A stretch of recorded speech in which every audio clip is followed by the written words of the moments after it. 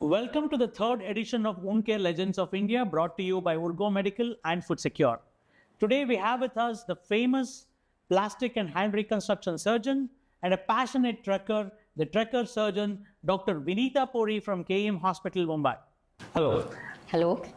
So we have been a head of KM and have been a part of various other organizations, charitable organizations and various things, but not going there right away. Let's hear from you about your childhood in terms of, I know that you were born and brought up in Mumbai. That's Were right. you more of a rebel at home or more of a geeky, bookish person at home? Tell me about your parents, your siblings. Okay. Let's start from there. Yeah. So I was far from a geek. Okay. I was more of a sporty person. I was not much of a rebel. I think I was quite a good girl as a kid. One of the first benchers in school. My parents, well, my dad is a physicist. He's a nuclear scientist, right? And he was at BARC. My mom, a homemaker, and I think my sister, me and my younger brother are who we are because of my mom, I will say, because she was the one who was at home and I think gave us all, all our thoughts and brought us up the way she did. And it's because of them that we are what we are. And just I heard that you have your father has written his autobiography. That's right. I think so. Can you tell me more about him and his autobiography? So my dad's autobiography is called Reminiscences of a Pahari Nuclear Scientist from Village to Vigyan. So basically, he is a man who's come out of the mountains. He's from Uttarakhand. He was born in a very small village in the mountains. And from there, not really having any mentors or anything like that, he grew to become what he was. And he is pretty well known in his field. Now, of course, he's in his 90s. And he actually wrote his autobiography when he was, 90. I should say that when COVID started, that's when he started. It just happened that he started in February in 2020 and then COVID hit. Yeah. So I think his story is very inspirational because he's come out from a place which had nothing and he had scholarships and stuff like that. And then he went on to become a research scientist and he's done a lot at BARC. And he's also written there's another book of his, a scientific book of his, which was published by Springer. So yes, and I think his book should be read by a lot of people. Awesome. It's available on Amazon, Flipkart. Surely, I'll just have a look at it. That gives me two questions. One is, I suppose he's an inspiration to you till now for whatever you have achieved. That's right. And also, I think it brings in your Instagram idea of trekker surgeon, of being a Pahari and being passionate about trekking. Right. So can you just share, both the things, how he was an inspiration for you and for whatever you have achieved till now, and how the Pahari angle of it made you a trekker? Right. So I feel like a very fake Pahari, right? Because I'm born and brought up in Bombay. But what really, sends me to the mountains, I don't know. But I'm genuinely passionate about it. Maybe because we've always gone to the mountains right from childhood.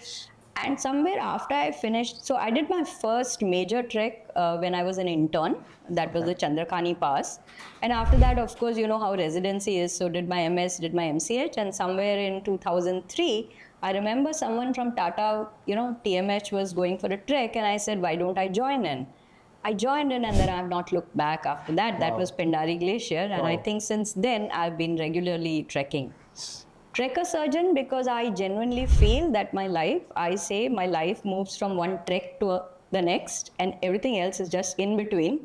So I actually, identify myself as someone who wants to be in the mountains all the time. And I love being a surgeon. I love being with my patients. Awesome. And incidentally, my first trek to the Himalayas was also Chandrakhani. Chandrakhani? Was it with the YHA? Yes, it was with the YHA. So that's what it was at that time. This is way back in 1988. That long time, 87 or 88. This was much later. And the same thing. It was in the final year of my MBBS that I did the Chandrakhani Pass, just about 3 months before the exams. Yeah, so we did an internship. So, yeah, and coming from the core values that you bring in, what does trekking gets, the core values that you get from trekking and implement in your daily life in Mumbai? I think discipline, preparation, these are two things that we are essential if you want to be up there in the high altitude where you have no idea when nature is going to change. You are in tough, you're in very tough circumstances. It's not just discipline, it's also following the leader, if you'd like to put it that. So we always have a guide. So we can't really say ki abhi mujhe ye karna hai, ya you want to do something else. I think that it helps me in my life here. That's one. I should say when I say my life here, my life as a surgeon. Yeah. And the other thing that I feel is that I think it just keeps me disconnected completely. So when I'm in the mountains, and because it's high altitude, we are actually disconnected maybe for 7 to 8 days from our cell phones. I think it always rejuvenates you to be there just with yourself. It's a lot of fun, laughter, and tough times with low oxygen. Again, your answer gives me two questions. Okay. As a professional head of the institute. Yeah, I'm the head not of the institute, of the department. Head of the department. Yeah. Head of the department, and as a professional surgeon, we all find it difficult to give up the cell phone, and the practice gets hampered, or what would happen, that anxiousness of what would happen. I know nothing would happen. I did a Vipassana 10-day program in Leh, and I was without the cell phone for 10 days. Nothing happened. It was the same thing. Very true. But each and every time, that was one time for me. Okay. But each and every time that you go for a trek and you're off without any connect to your family back here, to your institute back here, how do you manage that? And so that we can also try and inculcate it in our lives. Yes. So that I think is just mind control. Okay. Once I'm there, it's not that I don't think of my family. I do. But I am not panicky about it at all. I'm fine. But I must say that the first phone call that happens after 6 or 7 days, or 7 or 8 days, depending on the length of the trek, there's a bit of stress. And as soon as we start walking down, sometimes when you're just reaching the base camp, you start getting that, first signal. And then you make a call. So I usually make a call to my mom or my sister first. Okay. Just to make sure everything is fine. Yes. But it doesn't really panic me at all. The other thing is, with respect to work, we always adjust in such a way that our patients are taken care of. There's always someone who is told everything if you have operated something, immediately. Generally, we don't operate if you're going away. Yeah. We don't operate for at least a few days before. So your last post-operative care is taken care of. And coming back to your childhood. Okay. So I read somewhere that you were supposed to be an engineer, and then changed over to a doctor, and there has been no regrets at all. How do you think in today's world, where the AI and ML and other things are taking over? I wouldn't say take over, but they've been supporting us as a surgeons and other things. So, from an engineering perspective that you come from in the family, like your father was a physicist, how would you see engineering and medicine coming in together? Yeah. So my dad is a physicist. He's with us, and yes, I always loved maths and physics, and that was the reason why I was getting into engineering. I think AI is there, which is okay. AI is there to help us. I don't think we should be really scared of AI in medicine, because there are some things in which it is very helpful and some not. For example, now even for burns, there are a few apps which help you calculate the percentage, which will help you calculate the fluids, and all that is going to help in an environment where the patient may have reached a person who doesn't routinely treat the burn patients, and then they would be helped. I think that's the only thing I'd like to say. Okay. Because finally I'm a surgeon and I don't really feel surgeons are not, we will not be... I don't feel threatened by surgeons AI. will not be threatened. Yeah. But... so I'm not really able to look at the wider perspective right now. No, what we have been saying is how your students are using AI in their research paper writings, thesis writings. You know, in one of the institutes, in Institute of Science, where I and my parents belong to, they've changed that. Okay, you use AI and give us the prompts of how you use the AI was the way that they forwarded it, because they couldn't stop students from using it. So how is it in the scenario today? Right. So from what I'm seeing, the students probably they are losing the ability to write and think for themselves, or even formulate sentences, because ChatGPT is helping them out with everything. My secretary probably gives me an amazing letter these days, whereas that didn't happen earlier. Similarly, some of the residents are coming up with very good presentations. Probably ChatGPT is helping them. But of course, just ChatGPT cannot do everything. I'm sure my residents are putting in a lot of effort too from the books. Sure. So from being a doctor to a surgeon to a plastic surgeon, what inspired you to be a plastic surgeon? I don't know. Frankly, no real inspiration per se. But I know that right from the time when I was an MBBS student, being a surgeon, I think is something that I want, that I liked, you know. Like even as an MBBS student, we used to follow our general surgery during the general surgery days. During that posting, I used to follow the maybe the house officer or the registrar on call. And we used to also do suturing in the casualty, probably taught by the technician there. Yes. You know. And by the time I was finishing my MBBS, I knew I wanted to be a surgeon, and that's what I did. And then as I was finishing my general surgery, I really don't know what prompted me to be a plastic surgeon, frankly. But my interest in burns started in general surgery itself. It was more of a life and death situation that, you know.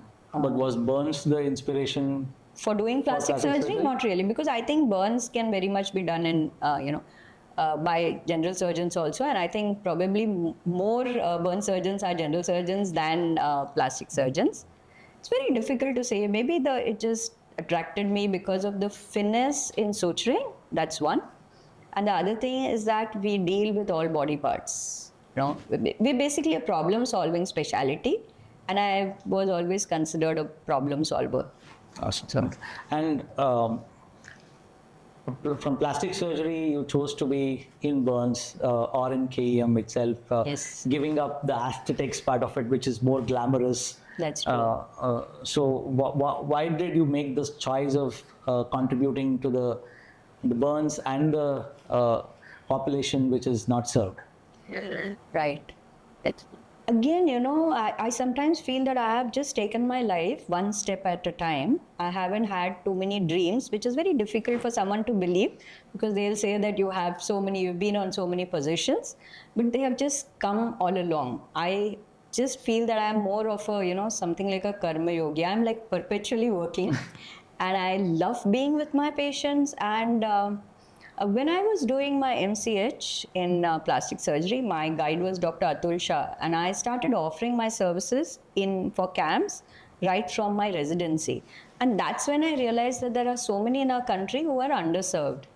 And so being at KEM, I think I felt it was a good thing, because I could serve those who were not getting adequate, probably enough service. And there are more than enough plastic surgeons to serve the ones who are rich. Affordable, and doing the aesthetics part of it. So it's just aesthetics. I know a lot of plastic surgeons also doing amazing reconstructive work outside.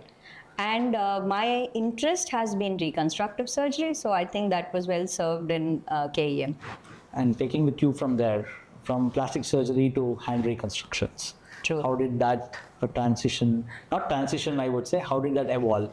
So hand I always loved. Again, my thesis in my MCH was a claw correction. Okay. So I think tendon transfer surgeries and nerve transfer surgeries are some of my most favorite surgeries. There are a lot of people who say, so did you love this, or how did you find your niche? I think the niche finds you, because basically you're doing a lot of cases. I've done all kinds of surgeries. I've done a lot of head neck surgeries. I've operated all types, simply because I was at KEM, the workload was very high. I was a single lecturer for a very long time, so I operated everything. But there is something which always attracts you, and that comes from inside, and it is hand surgery, which has given me, my love. for for the hand, and the other thing is burns. Burns, I say, is more like a passion. It's a life and death situation, and if we take the extra effort, then we can do a lot for our patients, even in a situation where you may not have everything that is there in the developed world.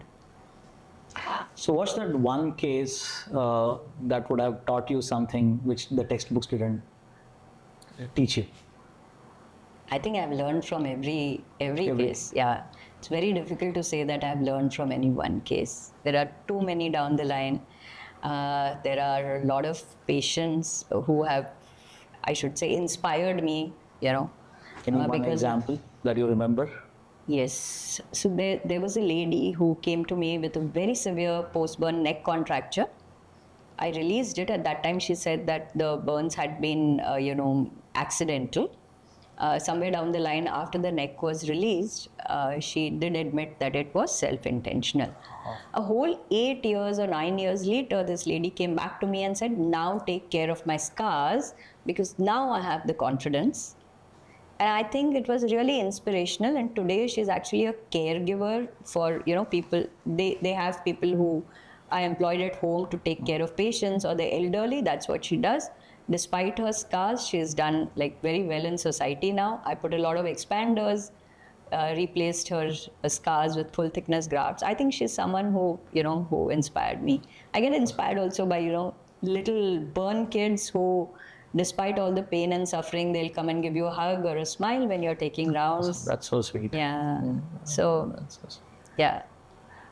And you said you were the only lecturer in KEM for some time. How easy or difficult was it to establish a plastic surgery department in KEM and the hand reconstruction expertise within KEM? Okay.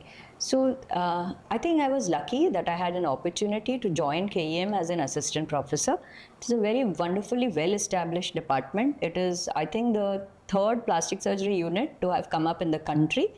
It was led by some stalwarts like Dr. Pinto, Dr. Guleria, Dr. Tamvekar. So I didn't really have to establish plastic surgery at KEM. It was in my lap. I was lucky. I think I just took it ahead a bit more.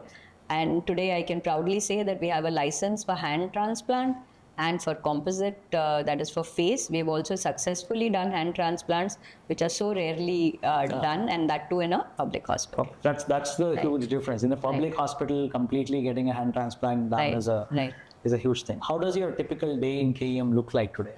So today, a lot of my time is administrative because of having a very big unit now. I have a good number of doctors who are working with me, and they are the younger ones. Today, I think I'm in that phase in life where I'm trying to pass on everything that I did to my, the ones who are going to take over in the next few years. I will be superannuating.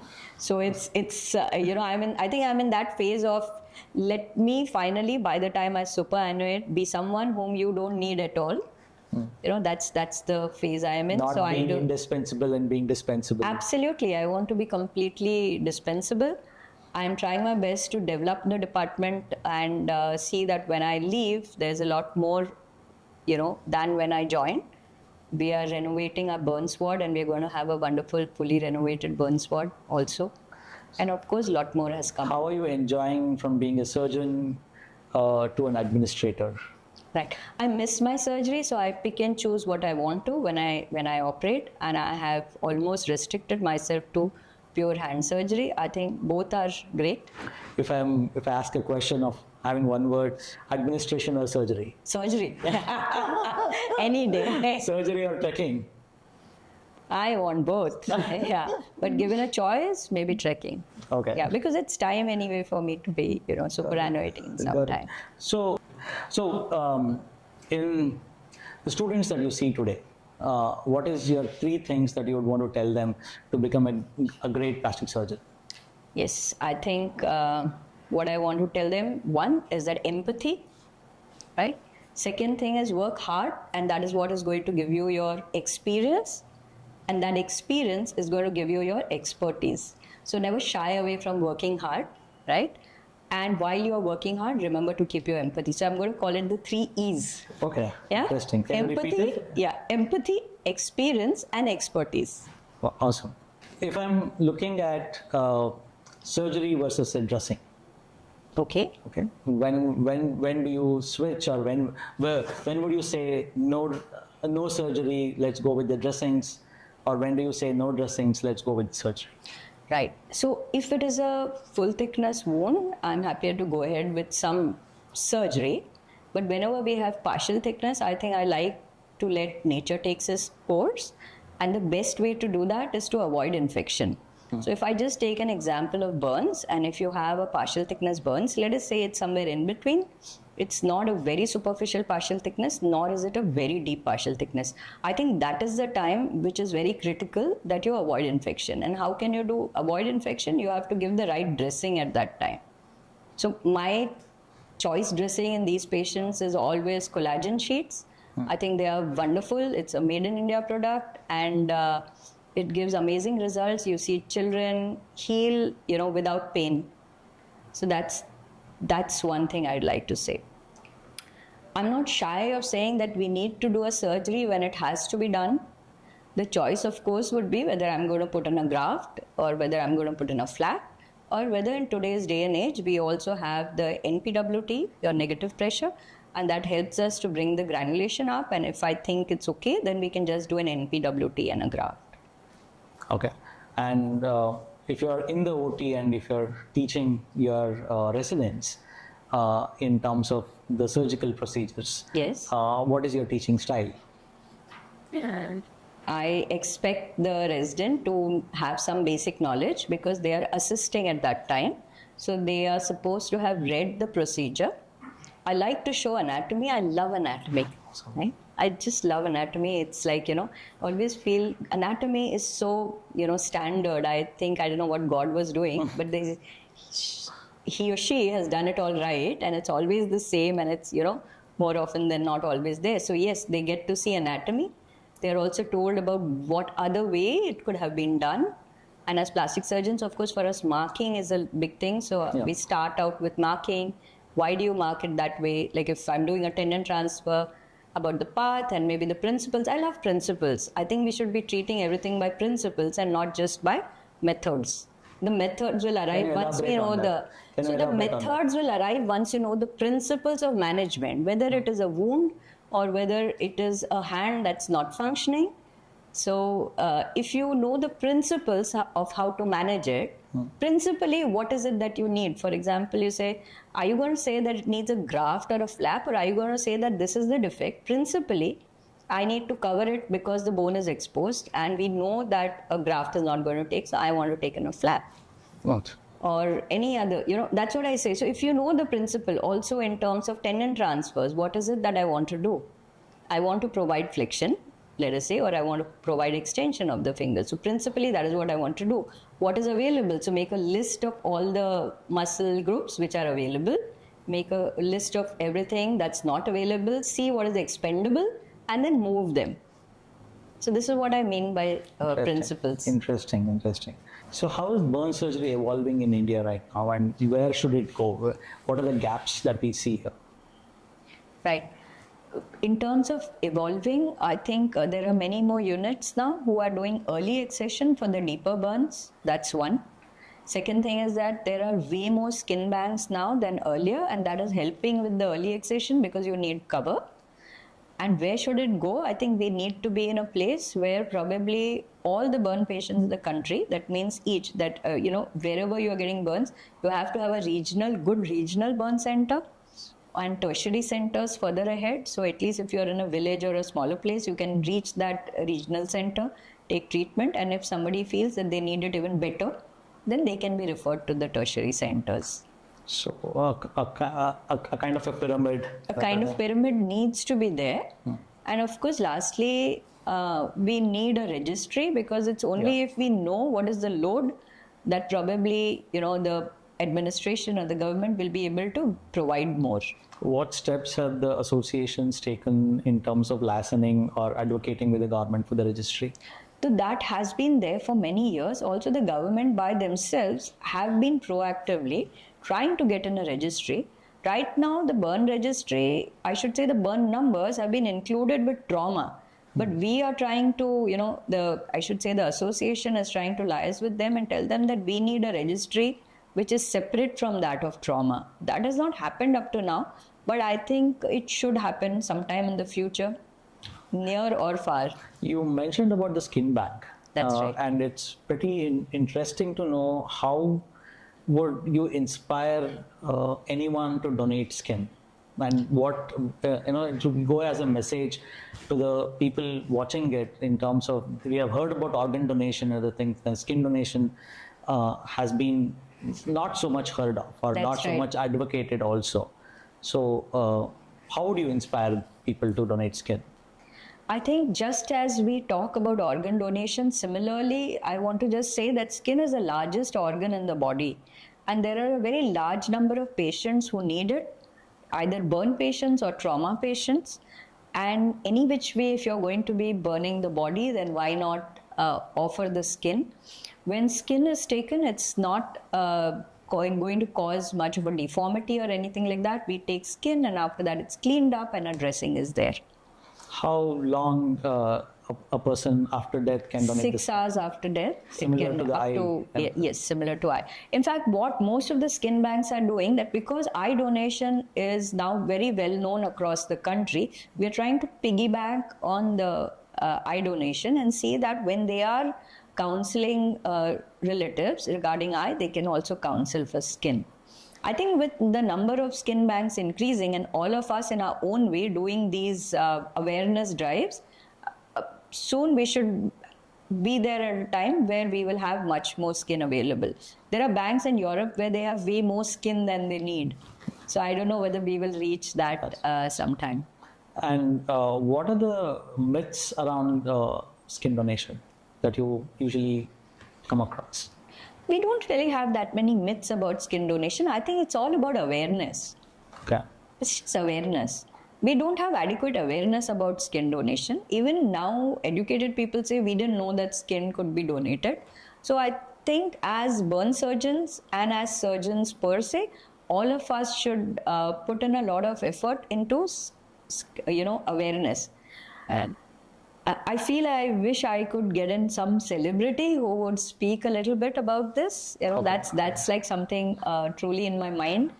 That if I could get a celebrity who would say yes, donate skin, and also, like we say for burns, we get a lot of burn patients who put in just about anything. Somebody's put toothpaste, somebody's put haldi, and stuff like that. So just pour water on burns, let it cool down. These kind of stuff. A few first aid messages from a celebrity will go a long way, I think, to reduce the morbidity. That's something that should be easily possible, I suppose. Yes, I guess so. I guess so. You're staying in Mumbai. That's right.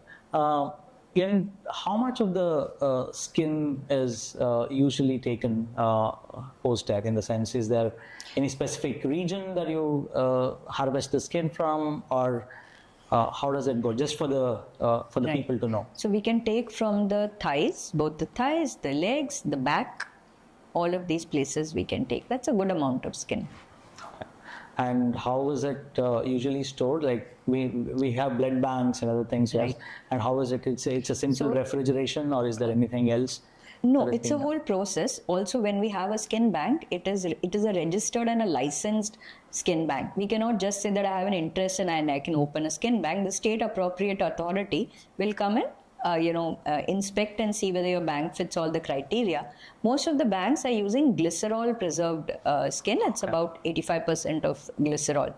You can also do cryopreservation, or of course it may be irradiated. Okay. But glycerol is the cheapest method and safe. And that is what is being used. It is being utilized by almost universally by all the skin bank. Okay. And do we have, I know we don't have enough skin banks, but at least in the major cities, if you're looking at, do we have them now? Yes, now we have it almost across all over the country. Achievements in your tenure in KEM?